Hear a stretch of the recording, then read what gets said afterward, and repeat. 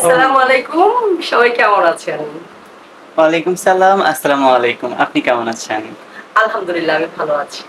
তো আমাদের সাথে আছে আজকে চিত্রনায়িকা একা আপু। তো আমরা একা আপুর ১ম থেকেই জানবো, শুরু থেকেই। তো আপনার সিনেমা জগতে ১ম আসাটা কেমন ছিল? সিনেমার শুরুর জার্নিটা কেমন ছিল যদি আমাদের একটু জানাইতেন? অ্যাকচুয়ালি আমি ছোটবেলা থেকেই আমি শিশু শিল্পী থেকে আছি। বিটিভিতে আমি সেই মানে শিশু শিল্পী অবস্থায় ইন্ডাস্ট্রির ছিলাম, নতুনপুরে থেকে আমি আছি।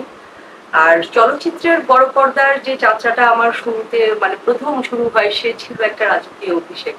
১ম এ আমি ১ম গ্রেডের ফার্স্ট গ্রেডের নায়িকা হিসেবে বাংলার রঙিন রাখাল রাজা সিনেমায় কাজ করেছি তোজাম্মেল হক বুবুল পরিচালিত আঁখি ফিল্মসের ব্যানারে। নায়ক আলমগীর ভাই ছিল এই ছবির প্রযোজক।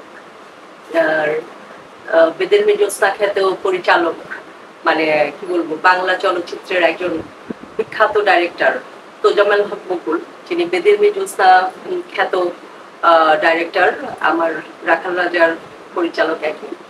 তো বকুল ভাই যদিও আমাদের মাঝে এখন নাই, পরের দেশে বকুল ভাই যেন ভালো থাকে, তারা আপনার মাগফিরাত কামনা করি, সবাই দোয়া রাখবেন। আমার উস্তাদ, আমার প্রথম টিচার, তিনি আমাকে এত সুন্দরভাবে হাতে খড়ি দিয়েছেন।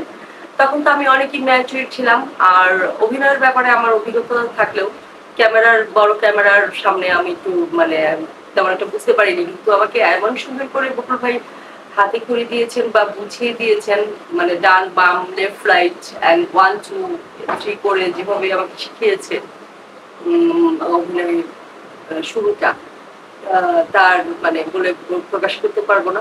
তো আমি অনেক কৃতজ্ঞ বকুল ভাইয়ের কাছে, এবং বকুল ভাবিও অনেক হেল্পফুল ছিল ওই সময়, এই আর কি।